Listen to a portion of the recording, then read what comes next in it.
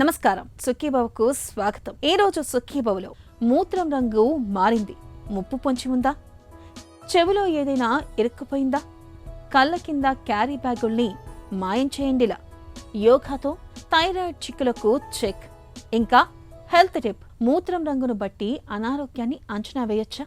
ఈ ప్రశ్నకు అవుననేదే సమాధానం.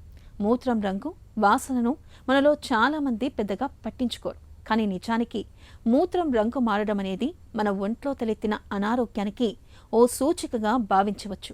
మూత్రం ముదురు పసుపు, ఎరుపు లేదా గోధుమ రంగులోకి మారడం, మూత్రం ఘాటైన వాసన రావడం వెనుక డీహైడ్రేషన్ మొదలుకొని కిడ్నీ ఇన్ఫెక్షన్లు, లివర్ జబ్బులు, మధుమేహం వంటి ఎన్నో రకాల సమస్యలు కారణంగా ఉంటాయని చెబుతారు డాక్టర్లు.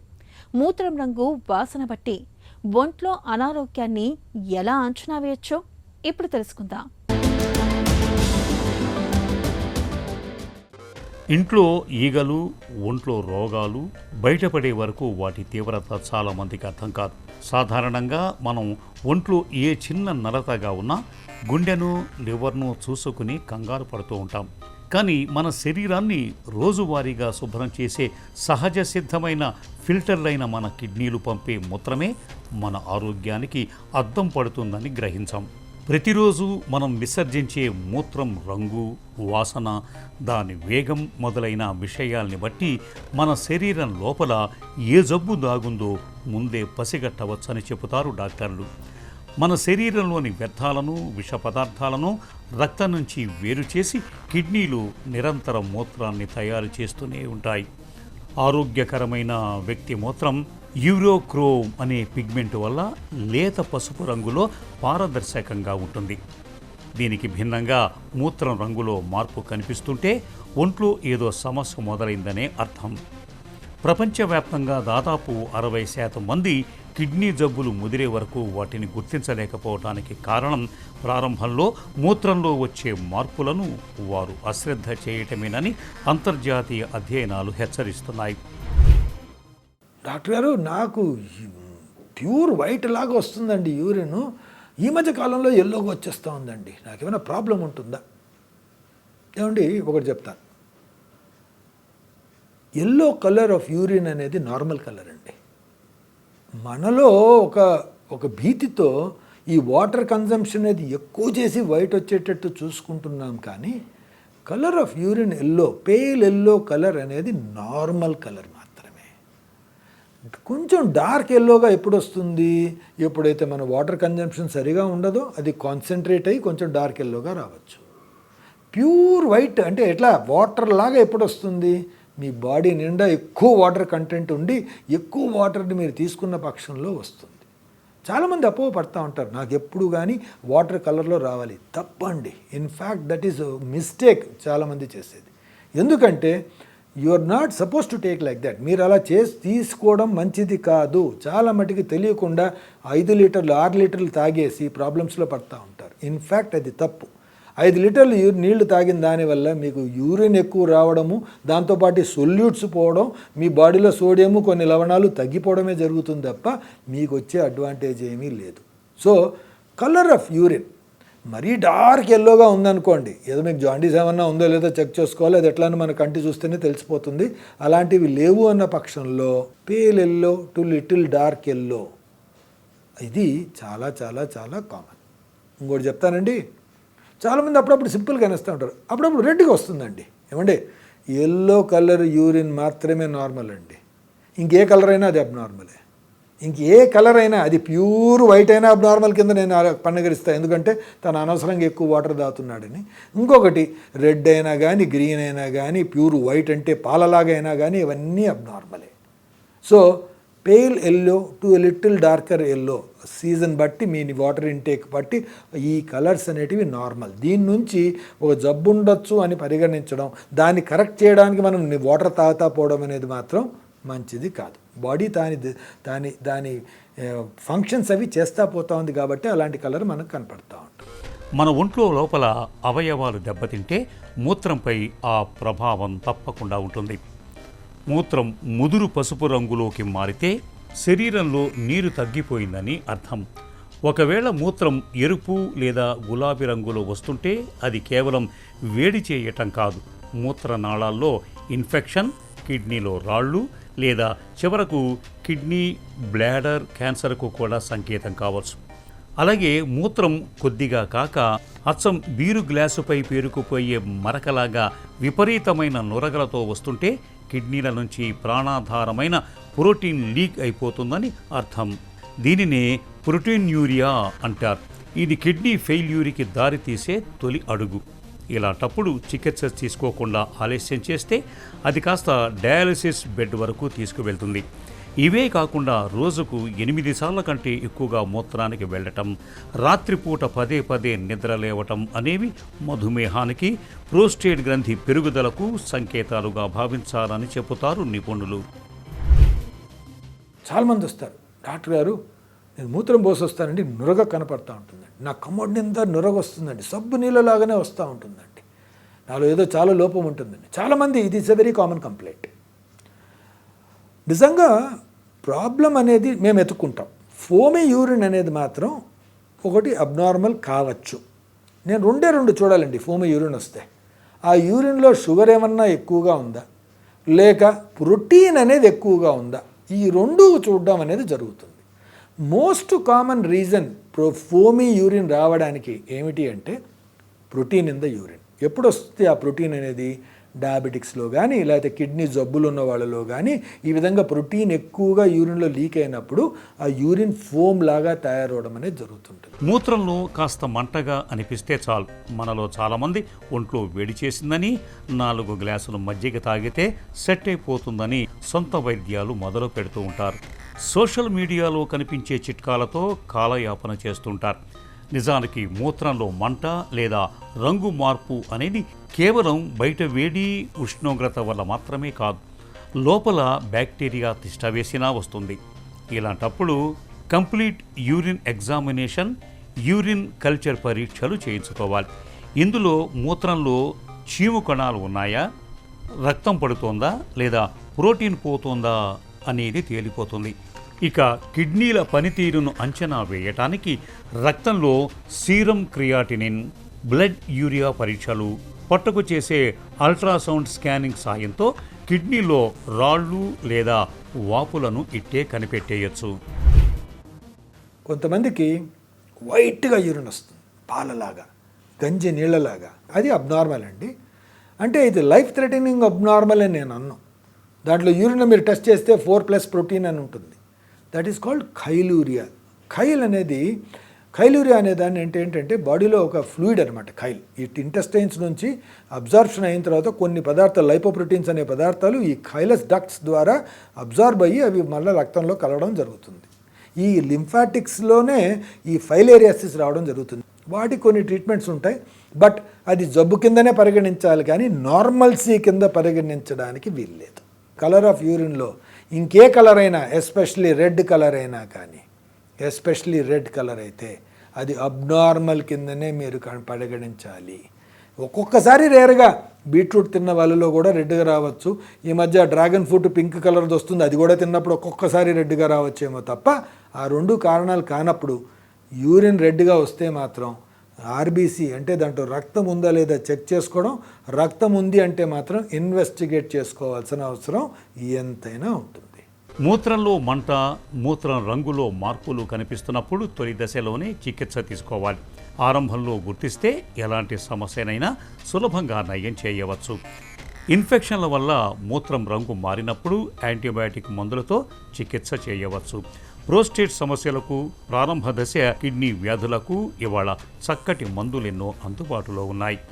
కిడ్నీలో రాళ్ళు లేదా కణితులు ఉన్నప్పుడు లేజర్ చికిత్స లేదా లాపరోస్కోపీ సర్జరీల ద్వారా వాటిని తేలికగానే తొలగించవచ్చు. ఇక మూత్ర వ్యవస్థను ఆరోగ్యంగా ఉంచుకునేందుకు ప్రతిరోజు కనీసం 2 నుంచి 3 లీటర్ల నీటిని తప్పకుండా తాగాలి. ఆహారంలో ఉప్పు, మసాలాలను తగ్గించాలి. బీపీ, డయాబెటీస్ ఉన్నప్పుడు ప్రతి 6 నెలలకోసారి కిడ్నీ పరీక్షలు చేయించుకోవాలి. మూత్రం తీరుతెన్నుల్ని ఎప్పటికప్పుడు గమనించుకుంటూ ఉంటే చాలా జబ్బులకు ఆదిలోనే అడ్డుకట్ట వేయచ్చు. పిల్లలు ఆడుకుంటూ చెవిలో పూసలు గింజలు పెట్టుకోవడం, లేదా మనం పడుకున్నప్పుడు చిన్న చిన్న కీటకాలు, దోమలు చెవిలోకి దూరి ఇబ్బంది పెట్టడం వంటివి ఎప్పుడో ఒకప్పుడు ఇంట్లో ఎదురయ్యే అత్యవసర పరిస్థితులు. ఇలాంటప్పుడు చాలామంది కంగారు పడుతూ హెయిర్ పిన్స్, అగ్గిపుల్లలు లేదా సేఫ్టీ పిన్స్ పెట్టి వాటిని తీయడానికి ప్రయత్నిస్తూ ఉంటారు. కానీ ఈ చిన్న పొరపాటు వల్ల ఆ వస్తువు మరింత లోపలికి వెళ్ళి కర్ణబేరి శాశ్వతంగా పగిలిపోయే ప్రమాదం ఉంది. మరి చెవిలో ఏదైనా పరాయి వస్తువు లేదా పురుగు దూరినప్పుడు ఇంట్లోనే సురక్షితంగా ఎలాంటి ప్రథమ చికిత్స చేయాలి, ఏ ఏ పనులు అసలు చేయకూడదో ఇప్పుడు తెలుసుకుందాం. చెవిలోకి ఏదో ఒకటి పెట్టి తిప్పుకునే అలవాటు పిల్లల్లోనే కాదు పెద్దల్లోనూ కనిపిస్తుంటుంది. ఇలాంటప్పుడు కొన్ని సందర్భాల్లో పెన్సిళ్లు, బలపాలు, పుల్లలు, పిన్నీసుల వంటివి చెవిలోపల ఇరుక్కుపోయే ప్రమాదం ఉంటుంది. అలాగే నిద్రపోతున్నప్పుడు చెవిలోపలికి చీమలు, చిన్న చిన్న పురుగులు కూడా దూరిపోతుంటాయి. తీవ్రమైన నొప్పి, భరించలేని బాధను కలుగచేసే ఇలాంటి పరిస్థితిలో వైద్య సాయం పొందడానికంటే ముందుగా కొన్ని ప్రత్యేక జాగ్రత్తలు తీసుకోవాలి. తలను సాధ్యమైనంత వరకు కిందకు వంచి ఉంచాలి. పుల్లలు, పిన్నీసులు వంటివి చెవిలో ఇరుక్కొని బయటకు కనిపిస్తున్నప్పుడు మెల్లగా లాగుతూ తీసేయడానికి ప్రయత్నించాలి. బయటకు కనిపించినప్పుడు లోపలికి ఏదో ఒకటి పెట్టి కెలక్కూడదు. ఇలా చేయడం వల్ల ఇరుక్కున్న వస్తువు మరింత లోపలికి వెళ్లే అవకాశం ఉంటుంది. చీమలు, పురుగులు చెవిలోపలికి చేరి కదలాడుతున్నప్పుడు 2-3 చుక్కల ఆలివ్ నూనెను కానీ, బేబీ ఆయిల్ని కానీ చెవిలోపలికి పోయడం మంచిది.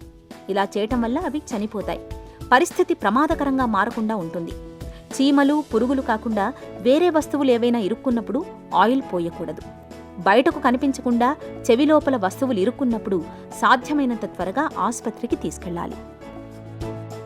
మనలో చాలా మందికి ఇవాళ కళ్ళ కింద ఉబ్బు అనేది పెద్ద సమస్యగా మారుతుంది.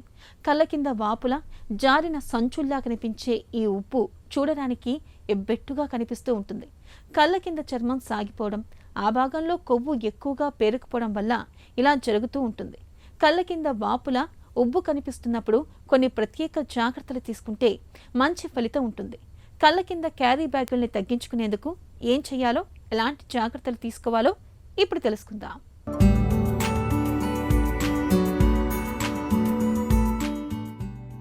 ఎవరి ముఖాన్ని చూసినా ముందుగా ఆకట్టుకునేది కళ్ళే. అలాంటి కళ్ళ కింద ఉబ్బు మొదలైతే క్యారీ బ్యాగుల్లా వేలాడుతున్నట్టు కనిపిస్తే నిజానికిది హాని చేసే సమస్యేమీ కాదు, కానీ చూడటానికి ఇబ్బందిగా కనిపిస్తుంది. కళ్ళ కింద ఉబ్బుతో పాటు చర్మం వదులు కావటం, నల్లటి చార ఏర్పడటం వంటి లక్షణాలు కనిపిస్తుంటాయి. ఇలాంటప్పుడు కొన్ని జాగ్రత్తలు తీసుకుంటే కళ్ళ కింద ఉబ్బు తగ్గే అవకాశం ఉంటుంది. తరచూ కళ్ళ కింద కెఫీన్తో కూడిన టీ బ్యాగ్లను పెట్టుకుంటే ఉబ్బు తగ్గే అవకాశం ఉంటుంది. కెఫీన్ చర్మానికి రక్త సరఫరాను తగ్గిస్తుంది, రక్తనాళాలు బిగుతుగా అవటానికి తోడ్పడుతుంది. దీంతో ఉబ్బు, నలుపు చార తగ్గుతాయి. కళ్ళ కింద చల్లటి నీటిలో ముంచిన తువ్వాలు, ఐస్ ముక్కలను అద్దుకోవటం కూడా మేలు చేస్తుంది. ఇవి కెఫీన్ బ్యాగ్ల మాదిరిగానే రక్తనాళాలు సంకోచించేలా చేస్తాయి. అయితే మరీ చల్లగా లేకుండా చూసుకోవటం మంచిది. ఐస్ ముక్కలనైతే బట్టలో చుట్టి అద్దుకోవాలి. విటమిన్ ఏతో కూడిన రెటినాయిడ్లు చర్మం సాగటాన్ని, నలుపుచార తగ్గటానికి ఉపయోగపడతాయి. ఇవి చర్మం బిగుతుగా ఉండటానికి, ముడతలను నివారించటానికి తోడ్పడే కొలాజిన్ అనే ప్రోటీన్ను పెంచుతాయి. మెలనిన్ ఉత్పత్తిని తగ్గిస్తాయి. అయితే గర్భంతో ఉన్నప్పుడు రెటినాల్ని వాడకూడదని గుర్తుంచుకోవాలి. ఇక పొగ తాగే అలవాటుంటే వెంటనే మానేయాలి. పొగాకులోని నికోటిన్ చర్మంలో కొలాజిన్ తయారీకి ముఖ్యమైన విటమిన్ సి మోతాదులను తగ్గిస్తుంది. చికెన్, చిక్కుళ్ళు, గుడ్లు, పాలు, పెరుగు వంటి వాటిల్లో కొలాజిన్ ఉంటుంది. ఇలాంటి పదార్థాలను తినటం ద్వారా కళ్ళ సమీపంలో చర్మం సాగకుండా చూసుకోవచ్చు. అలాగే కంటి నిండా నిద్రపోవటం ముఖ్యం. ఆహారంలో ఉప్పు తగ్గించుకోవటం మంచిది. ఉప్పు వాడకాన్ని రోజుకు 1500 మిల్లీగ్రాములకు మించకుండా చూసుకోవాలి. తగినంత నీరు తాగటము ముఖ్యమే. అలర్జీలతో ఉబ్బు తలెత్తుతున్నట్లయితే డాక్టర్ను సంప్రదించి మందులు వేసుకోవాలి. కళ్ళ కింద ఉబ్బు తగ్గటానికి ఫిల్టర్లు, కెమికల్ పీల్స్, కనురెప్ప సర్జరీ వంటి ఇతరత్రా చికిత్సలు అందుబాటులో ఉన్నాయి. చూడటానికి మరీ ఇబ్బందిగా అనిపిస్తుంటే డాక్టర్ను సంప్రదించి ఇలాంటి చికిత్సలు తీసుకోవచ్చు. హై బీపీ, షుగర్ జబ్బుల్లాగే ఇవాళ థైరాయిడ్ లోపాలు కూడా సాధారణ సమస్యలుగా మారిపోయాయి. వీటిని అదుపులో ఉంచుకోవడమే కానీ శాశ్వత చికిత్స లేదు.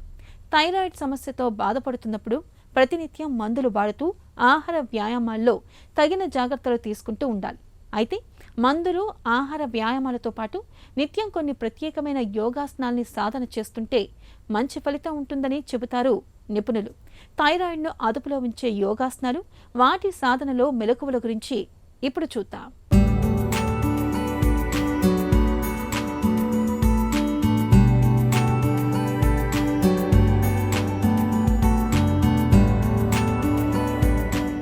ఈనాటి కార్యక్రమంలో థైరాయిడ్ సమస్యలకి ఏ విధమైనటువంటి ఆసనాలు వేయాలి, ఏ ముద్ర చేయాలి అన్న విషయంగా మనం తెలుసుకోబోతున్నాం.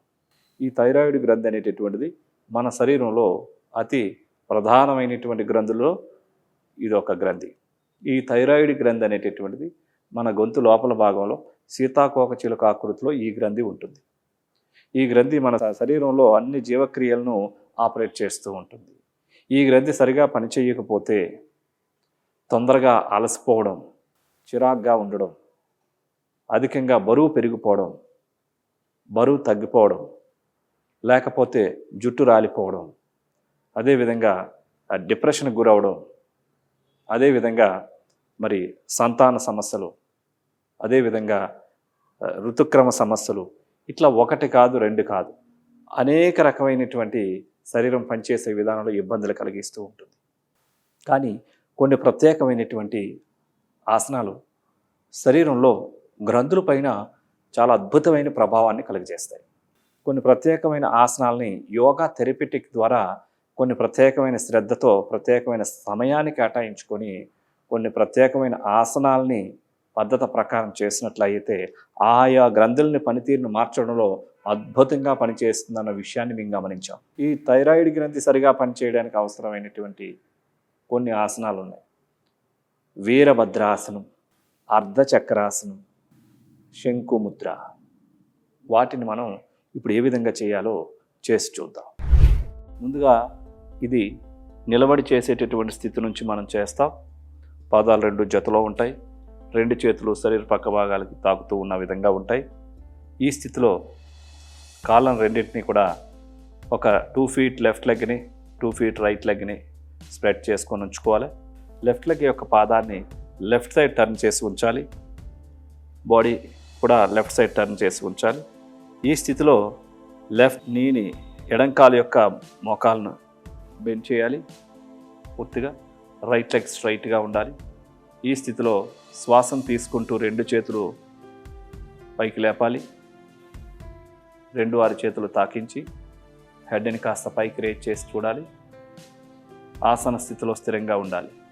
1 2 3 4 5 6 7 8 9 10. ఇప్పుడు రెండు చేతులు రిలీజ్ చేసి ఎడమ మోకాల్ని కూడా రిలీజ్ చేసి స్ట్రైట్గా తెచ్చుకోవాలి. అదేవిధంగా రైట్ లెగ్ యొక్క పాదాన్ని రైట్ సైడ్ టర్న్ చేసి ఉంచాలి. శరీరాన్ని రైట్ సైడ్ టర్న్ చేసి ఉంచాలి. ఇప్పుడు కుడికాలు యొక్క మోకాలను బెండ్ చేయాలి. పూర్తిగా శ్వాసను తీసుకుంటూ రెండు చేతులు పైకి లేపాలి. శ్వాస సాధారణంగా ఉంటుంది. హెడ్ రేజ్ చేసి ఆసన స్థితిలో స్థిరంగా ఉండాలి. 1 2 3 4 5 6 7 8 9 10. ఇప్పుడు రెండు చేతులు రిలీజ్ చేయాలి. యథాస్థానానికి రైట్ నీని కూడా రిలీజ్ చేసి పాదాలు రెండు జతలో ఉంచుకోవాలి. ఇప్పుడు అర్ధచక్రాసనం. పాదాలు రెండింటిని కూడా ఒక 4 to 5 inches డిస్టెన్స్లో ఉంచుకోవాలి. రెండు చేతులు నడుం దగ్గర ఉంచుకోవాలి. ఇప్పుడు పూర్తిగా శ్వాసను తీసుకుంటూ హెడ్ వెనక్కి బెండ్ చేయాలి. హెడ్ నెక్ వచ్చేసి ఎంత వీలైతే అంత వెనక్కి బెండ్ చేసి బ్యాలెన్స్ చూసుకోవాలి. ఆసన స్థితిలో స్థిరంగా ఉండాలి. 1 2 3 4 5 6 7 8 9 10. ఇప్పుడు నిదానంగా యథాస్థానానికి రావాలి. హ్యాండ్స్ రిలీజ్ చేసి కళ్ళు మూసుకొని ఒక 2 సార్లు నిదానంగా శ్వాసను తీసుకుంటూ నిదానంగా శ్వాసను విడిచిపెడుతూ చేయాలి.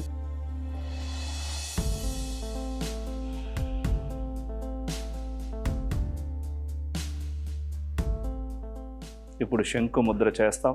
సుఖాసనంలో కూర్చోవాలి.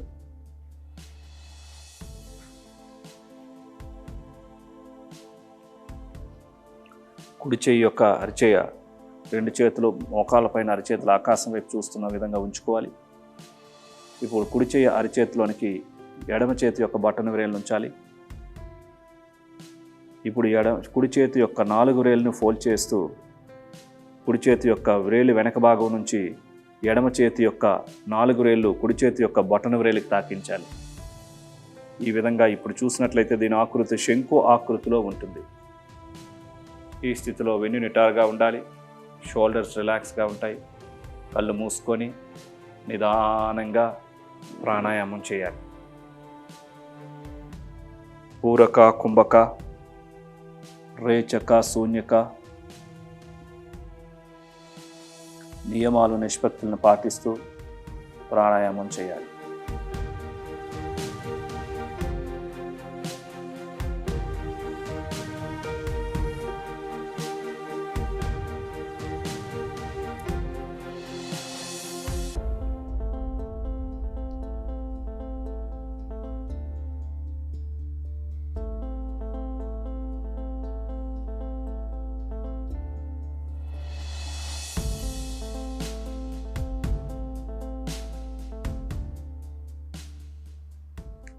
నిదానంగా శ్వాసను విడిచిపెట్టిన తర్వాత ముద్రను రిలీజ్ చేయండి. నిదానంగా కళ్ళు తెరవండి.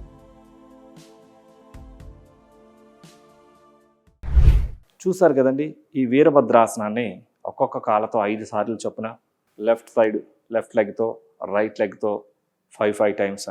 అదేవిధంగా ఈ అర్ధచక్రాన్ని పొద్దున్న సాయంత్రం ఒక 5 సార్లు చొప్పున చేస్తూ ఈ శంకు ముద్ర గనక 20 నిమిషాల నుంచి 30 నిమిషాలు క్రమం తప్పకుండా చేస్తూ వీటితో పాటుగా డైలీ ప్రతిరోజు కొన్ని ప్రాణాయామాలు, ఇంకొన్ని వాయుముద్ర, ఇంకొన్ని ఆసనాలు, ధనురాసనం, భుజంగాసనం, ఉష్ట్రాసనం, ఇట్లా కొన్ని ప్రత్యేకమైనటువంటి ఆసనాల యొక్క సంపుటిని మీరు ప్రత్యేకమైన శ్రద్ధతో ఇలా చేసినట్లయితే ఈ గ్రంథుల పనితీరు మారి సహజమైన ఆరోగ్యాన్ని పొంది ఆరోగ్యంగా జీవించవచ్చు. థైరాయిడ్ సమస్యల్ని అదుపులో ఉంచే యోగాసనాలు, వాటి సాధనలో మెలకువల గురించి తెలుసుకున్నాం కదా. ఇక ఈ రోజు కార్యక్రమాన్ని ముగించే ముందు ఒక చిన్న చిట్కా మీకోసం. బాగా ఆకలి వేసినప్పుడే భోజనానికి కూర్చోండి. ముందు తిన్నది పూర్తిగా జీర్ణం కాకుండాని మళ్ళీ తినడం వల్ల జీర్ణ వ్యవస్థపై అదనపు ఒత్తిడి పడుతుంది. రాత్రి భోజనాన్ని పెందలాడే ముగించండి. ఇలా చేయడం వల్ల తిన్నది త్వరగా అరుగుతుంది. నిద్రలేమి సమస్య తగ్గుతుంది. ముఖ్యంగా ఉదయం లేవగానే శరీరం ఎంతో తేలికగా, ఉత్సాహంగా ఉండేలా చేస్తుంది.